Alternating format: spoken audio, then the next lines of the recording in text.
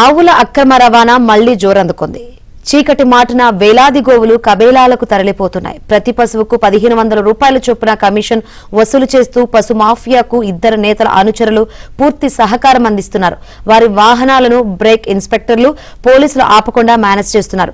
మరోవైపు పశువుకు 150 రూపాయలు ఇస్తే ఆరోగ్యంగా ఉందని పశుసంవర్ధక శాఖ అధికారులు అడ్డగోలుగా సర్టిఫికెట్లు ఇచ్చేస్తుండటంతో ఆవుల అక్రమ రవాణా ఇప్పుడు మరింత విచ్చలవిడిగా సాగుతుంది.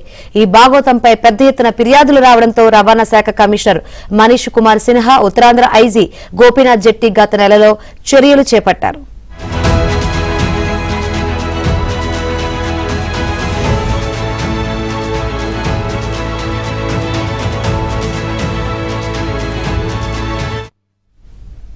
అనుమతి లేని వాహనాలు ఆపాలంటూ ఎంబీఏలకు కమిషనర్ ఆదేశాలిచ్చారు. పశు మాఫియాపై ఉక్కుపాదం మోపాలని ఏపీలోని 5 జిల్లాల ఎస్పీలకు ఐజీ స్పష్టం చేశారు.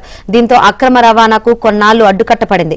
హడావుడి కొన్నాళ్లే కొద్ది రోజుల తర్వాత మనసుబుగా పిలుచుకునే ఓ వ్యక్తి విజయవాడలో పశువుల అక్రమ రవాణాదారులతో సమావేశమయ్యారు. హిందూ సంఘాల వ్యక్తులెవరో ఫిర్యాదు చేయడంతో కొన్నాళ్లు హడావుడి చేశారు.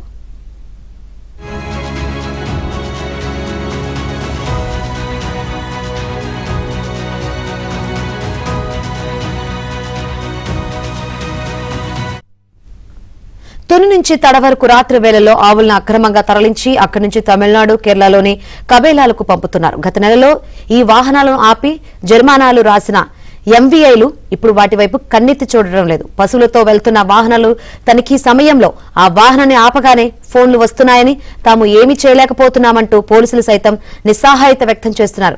ఇదే అవకాశంగా ఆవుల్ని అక్రమంగా తరలిస్తూ కొన్ని ముఠాలు 100 కోట్లు ఆర్జిస్తున్నాయి. ఉత్తరాంధ్రలో 10 కేసుల్లో అరెస్ట్ అయి జైలుకు వెళ్లొచ్చిన వ్యక్తితో పాటు రాజమండ్రికి చెందిన మరో వ్యక్తి ఈ తతంగాన్ని నడిపిస్తున్నట్లు తెలిసిందే.